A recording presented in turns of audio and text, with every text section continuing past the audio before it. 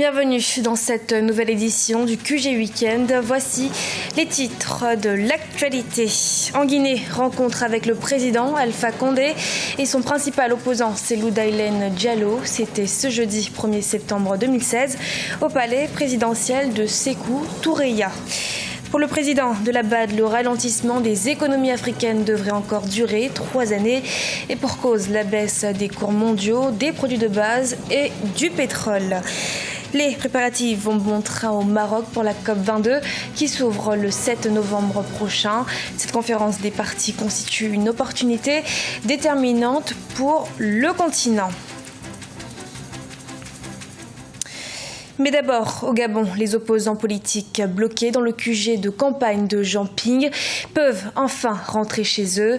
C'est l'annonce du porte-parole du gouvernement gabonais, Alain-Claude Billy Binzé. Ils étaient retenus depuis plus de 24 heures dans la cour du bâtiment, qui a d'ailleurs été partiellement détruit au lendemain de l'annonce du scrutin présidentiel du 27 août, qui proclamait Ali Bongo Ondimba vainqueur de l'élection à un tour.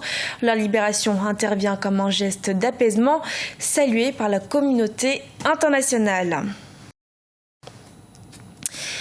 Rencontre entre le président guinéen Alpha Condé et son principal opposant, Cellou Dalein Diallo, ce jeudi 1er septembre 2016.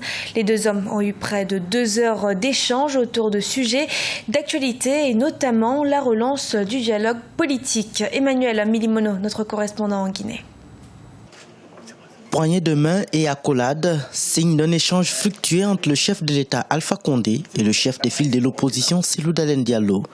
Les deux hommes ont eu ce jeudi 1er septembre 2016 un entretien de près de 2 heures au palais Sékou Toureya sur des questions d'intérêt national.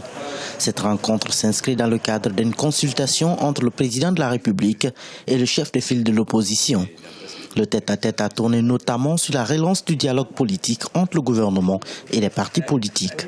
Il m'a fait part des mesures qu'il envisage pour améliorer les conditions de vie des Guinéens, notamment la réduction de la TVA sur les denrées de première nécessité et l'engagement des projets d'infrastructure pour booster un peu la croissance. Nous avons décidé de multiplier les rencontres entre le chef de file de l'opposition que je suis et le président de la République qu'il est. Nous avons beaucoup échangé sur d'autres aspects et nous avons très souvent réussi à aplanir nos divergences. Pour le président de la République Alpha Condé, le cadre de dialogue avec le principal opposant guinéen Cellou Dalein Diallo va se poursuivre chaque fois que l'intérêt national est en jeu. L'entretien de ce jeudi a abouti à des compromis sur certains points au cœur de la crise politique actuelle dans le pays. Avec ses obligations et ses avantages, et aussi non seulement ses avantages, c'est qu'il y a une consultation régulière avec le chef de l'opposition, parce qu'après tout, nous nous battons tous pour l'intérêt de ce pays. Donc j'ai été très heureux d'échanger avec lui sur beaucoup de points, que ce soit ce qui s'est passé hier ou aujourd'hui. Je pense que chacun de nous a été éclairé. Parce qu'en Guinée, il y a toujours beaucoup de jeux. Il est important donc que le leader se rencontre pour éviter la manipulation d'un côté ou de l'autre. Ces derniers mois ont été particulièrement tendus en Guinée avec notamment la reprise des manifestations des rues. L'opposition réclame l'instauration d'un dialogue avec le gouvernement sur certaines questions, dont l'organisation des élections locales, l'application des conclusions issues des dialogues précédents et l'indemnisation des victimes des pillages lors des manifestations politiques. Des points sur lesquels le chef de l'État a pris l'engagement de poser des actes significatifs en vue de promouvoir un climat de paix et d'entente dans le pays. L'Afrique subsaharienne doit s'attendre à un taux de croissance d'1,6% en 2016 contre 3,5% en 2015. Selon le directeur de la Banque africaine de développement, le ralentissement des économies africaines devrait encore durer environ 3 années supplémentaires. On fait le point avec Oumou Kalsoumba. Selon le président de la Banque africaine de développement, Akewumi Adesina, le ralentissement des économies africaines devrait durer environ 3 années supplémentaires. L'Afrique subsaharienne devrait enregistrer un taux de croissance régional de 1,6% en 2016 contre 3,5% en 2015. La baisse des cours mondiaux des produits de base et du pétrole sont entre autres les facteurs explicatifs. Vous savez, quand ces économies émergentes, Chine, Brésil, etc., consomment beaucoup de matières, il va de soi qu'en fait les prix des matières augmentent. Mais quand cette demande-là s'effrite, il va de soi effectivement que les prix de ces matières-là baissent. Il y a aussi le phénomène du pétrole, il ne faut pas l'oublier. Beaucoup de ces pays-là comptent effectivement sur le pétrole, les métaux, mais aussi le gaz. Et dans notre liste, il faut aussi comprendre que le dollar, qui a un peu pris aussi de la valeur, gêne beaucoup un peu les relations commerciales parce que très souvent, ces pays-là viennent avec une monnaie extrêmement forte.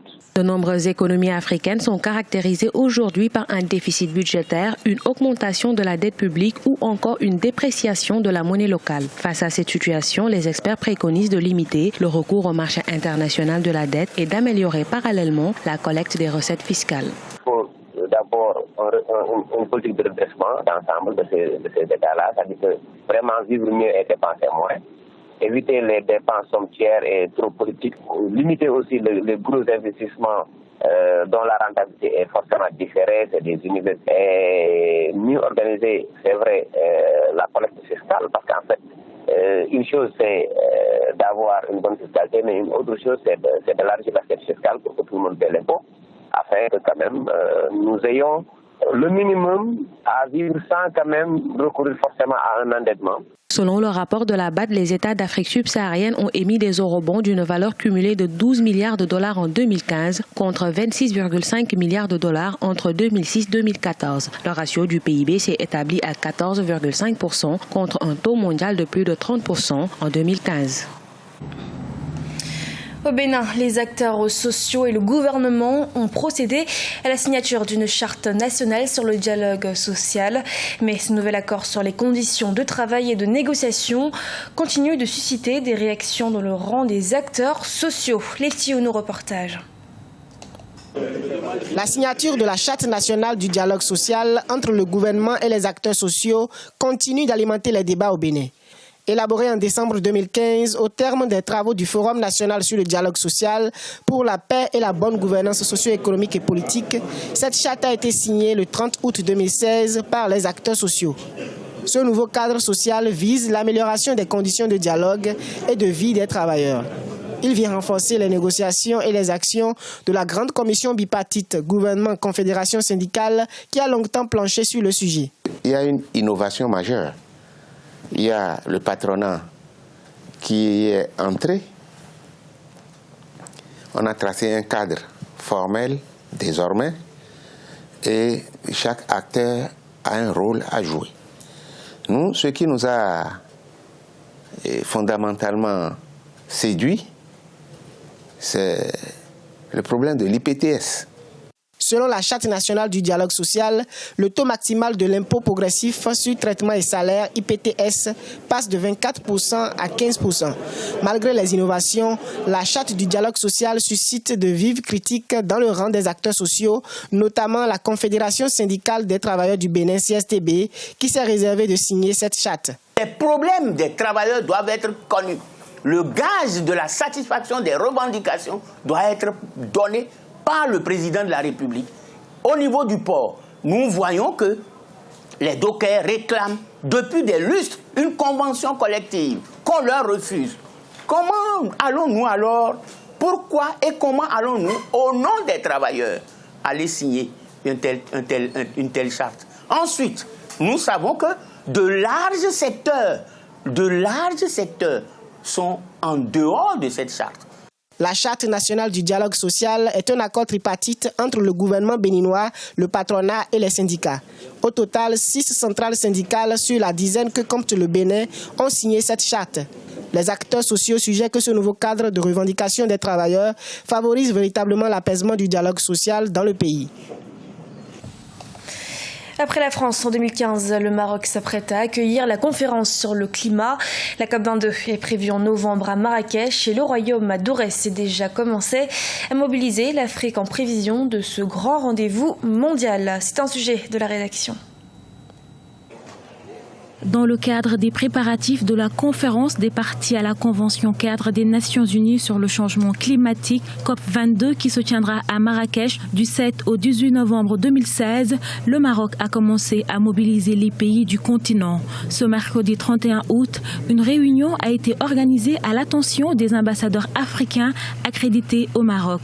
Objectif, présenter les enjeux de la COP22 pour l'Afrique. Les enjeux pour les pays africains, pour la COP22 prévue novembre 2016 à Marrakech au sud du Maroc, sont nombreux parce qu'il s'agit de participer à un effort mondial pour le changement climatique. Il s'agit également de protéger les ressources africaines, puisque beaucoup d'experts estiment que s'il y a augmentation de la température, par exemple, de l'ordre de 2% d'ici 2050, l'Afrique pourrait connaître une baisse de son PIB qui peut atteindre jusqu'à 4,7%. Et donc il s'agit de coordonner les efforts, il s'agit également de parler d'une seule voix, puisque il est vrai que les difficultés pour certaines zones de l'Afrique, l'Afrique du Nord, l'Afrique de l'Ouest, l'Afrique australe, sont parfois il y a des différences dans les difficultés liées aux ressources en eau, à l'agriculture, mais il s'agit de parler tout pavillon africain lors de la rencontre de Marrakech, d'essayer de défendre et d'avancer aussi